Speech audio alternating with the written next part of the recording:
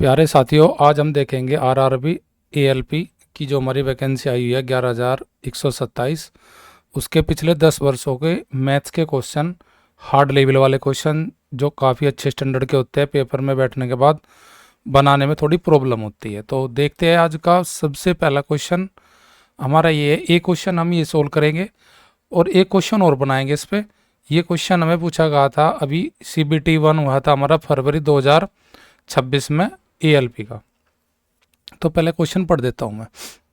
Question मेरा क्या दिया है कि 180 डिग्री केंद्रीय कोण है किसी त्रिज्याखंड का और 6 सेंटीमीटर की त्रिज्या वाले वर्ताकार खंड को उस दोनों सीधी कोरों को आपस में मिलाकर एक खुला लंबवर्तीय शंकु बना जाता है। इस प्रकार बने शंकु का आयतन ज्ञात कीजिए। हमारे पास कोई सर्किल है, ये उसका त्रिज्याखंड पे हम इसको बनाते हैं। एक बार मैं से थोड़ा और अच्छा बना लेता हूँ। ये हमारा सर्किल है।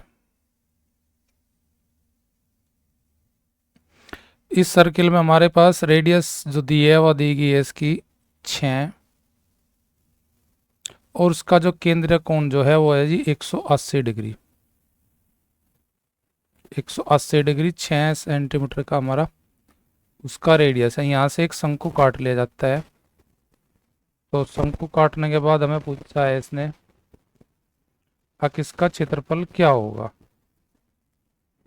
देखिए जी, जो शंकु की तिर्यक ऊंचाई है वो तो हो जाएगी त्रिज्याखंड की त्रिज्या, यानी कि 6 सेंटीमीटर तो हो जाएगी उसकी एल, यानी कि तिर्यक ऊंचाई।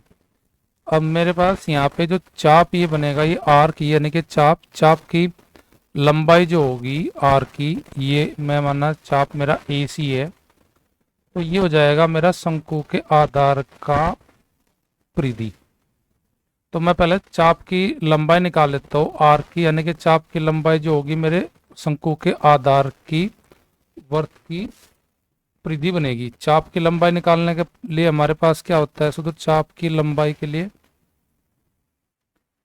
चाप की लंबाई का सूत्र होता है थीटा बटे 360 डिग्री गुना 2πr। अब यहाँ से मैं चाप की लंबाई निकालूंगा। कोण मेरा कितना है, 180 डिग्री का है जी, बटे 360 गुना 2 गुना पाई गुना आर मेरे पास कितनी है 6। तो मैं कर लेता हूँ सोल्व इसको।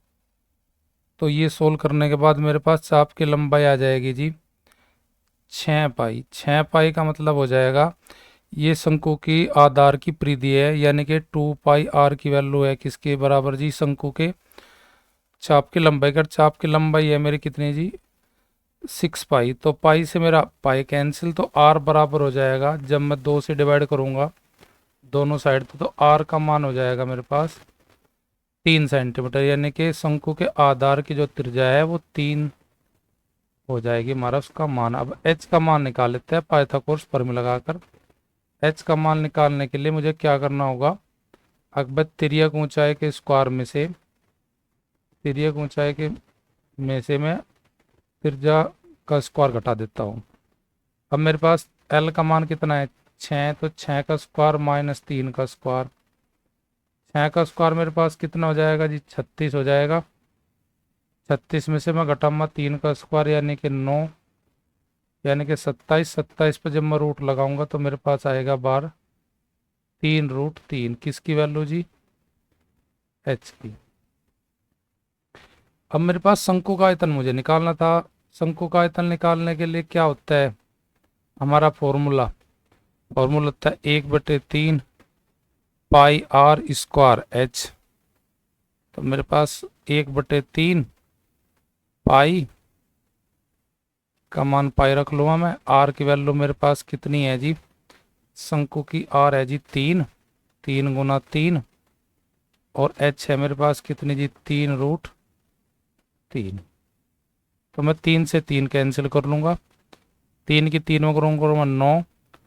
तो मैं कह सकता हूँ जी क्या 9√3 पाई, ये मेरा क्षेत्रफल हो जाएगा जी शंकु का। 9 3 पाई, तो मुझे किस ऑप्शन में दिया है? ऑप्शन ए में दिया है, यानी कि मेरा शंकु का जो आयतन होगा 9√3 पाई घन सेंटीमीटर। तो क्वेश्चन हमारा प्योर कॉन्सेप्ट का अगर हमें पता है तो बना लेंगे, अगर नहीं पता तो क्वेश्चन बनाने में थोड़ी समस्या बनेगी। अगला क्वेश्चन देखते हैं, जस्ट इसका उल्टा। जो क्वेश्चन हमें दिया गया था उसका जस्ट उल्टा भी हमसे पूछा जा सकता है संभावित प्रश्न। 12 सेंटीमीटर त्रिज्या वाले वर्ताकार धातु के पत्रक यानी कि सीट में से एक त्रिज्या खंड काटा जाता है, उसे मोड़कर 4√5 सेंटीमीटर ऊंचाई वाला एक खुला शंकु बना जाता है। मूल पत्रक से काटे गए त्रिज्या खंड का केंद्रीय कोण बताना डिग्री में। देखिए जी, हमारे पास कोई त्रिज्या खंड है, सेक्टर है। अब की बार हमें क्या निकालना है जी? हमें निकालना है जी अब की बार उसका केंद्रीय कोण का मान। केंद्रीय कोण का मान निकालने के लिए मुझे क्या करना पड़ेगा? सबसे पहले तो त्रिज्या कितनी दी है जी? उसकी आर दी गई है त्रिज्या खंड की, यानी कि कितनी दी गई है? आर 12।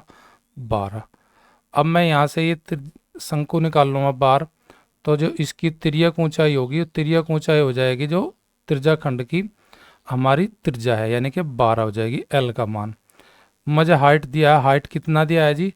4√5, यानी कि एच का मान, एल का मान तो मेरे पास 12 सेंटीमीटर है, और जी एच का मान मुझे दिया है सवाल में 4√5। अब मुझे निकालना आर की वैल्यू। तो देखो, आर की वैल्यू निकालने के लिए मैं पाइथागोरस प्रमेय लगाऊंगा। आर की वैल्यू निकालने के लिए मैं क्या करूँगा? तिर्यक ऊंचाई में से, तिर्यक ऊंचाई का स्क्वायर में से हाइट का स्क्वायर घटा लूँगा, यानी कि 12 का स्क्वायर कितना हो जाएगा? 144, और 4√5 का स्क्वायर हो जाएगा, 4 का स्क्वायर 16, √5 से हट जाएगा तो 5, तो ये हो जाएगा 144 माइनस 16 पंजे 80, यानी कि ये घटका आ जाएगा मेरे पास कितना जी? इनका अंतर आ जाएगा जी 64, और 64 पर लगाऊंगा मैं किसका स्क्वायर जी? अंडरूट का स्क्वायर रूट लगाऊंगा तो 8 आ जाएगा। तो आर की वैल्यू मेरे पास हो जाएगी जी 8, यानी कि मेरी आर होगी कितनी जी? 8। अब मुझे निकालना क्या? त्रिज्या खंड का केंद्रीय कोण। केंद्रीय कोण निकालने के लिए मुझे कौन सा फॉर्मूला लगाना पड़ेगा भाई? चाप की लंबाई अगर मुझे पता हो, चाप की लंबाई का फॉर्मूला क्या होता है? थीटा बटे 360 गुना 2 पाई आर। अगर मैं यहाँ पे निकाल लूँ किसकी? चाप की लंबाई का मतलब, चाप की लंबाई का मतलब हो जाएगा शंकु के जो आधार के जो वर्ताकार है उसकी परिधि। परिधि का मतलब, शंकु की परिधि का मतलब आधार की परिधि का मतलब 2 पाई आर। 2 पाई आर का मान निकालने के लिए 2 पाई आर मेरे पास कितनी है जी? 8 है, तो मैं गुना करूँगा यहाँ पे 8 की आर के स्थान पर रख के, तो 8 दूनी 16 पाई, यानी कि ये जो आधार की जो परिधि का शंकु के वर्ताकार आधार की जो परिधि है वह चाप की लंबाई के बराबर है, यानी कि चाप की लंबाई हो जाएगी 16 पाई, और 16 पाई बराबर हमारा 300 थीटा बटे 360 गुना 2 पाई आर। यहाँ पे आर की वैल्यू त्रिज्या खंड की आर मेरे पास कितनी है? 12, तो मैं यहाँ 12 पुट कर लूँगा जी। अब मैं से सोल्व करूँगा, 12 तिया 36, 30 बार चले जाएगा ये 12 से, और 2 से चले जाएगा जी ये 15 बार, तो यहाँ पे रह जाएगा पाई। पाई से सामने वाला पाई कट जाएगा। थीटा का मान निकालने के लिए मुझे क्या करना पड़ेगा? 15 गुना करनी पड़ेगी 16 में, तो 15 गुना जब मैं 16 करूँगा, 15 गुना 16 का वैल्यू हो जाएगा जी मेरे पास 240। तो मेरा केंद्र जो कोण होगा उसका मान होगा जी 240। ये मेरा क्वेश्चन था। ऐसे क्वेश्चन बनाने के लिए आपको प्योर कॉन्सेप्ट का पता है तो आप क्वेश्चन बना जाएंगे, अगर कॉन्सेप्ट का नहीं पता तो क्वेश्चन बनाना थोड़ा डिफिकल्ट होगा।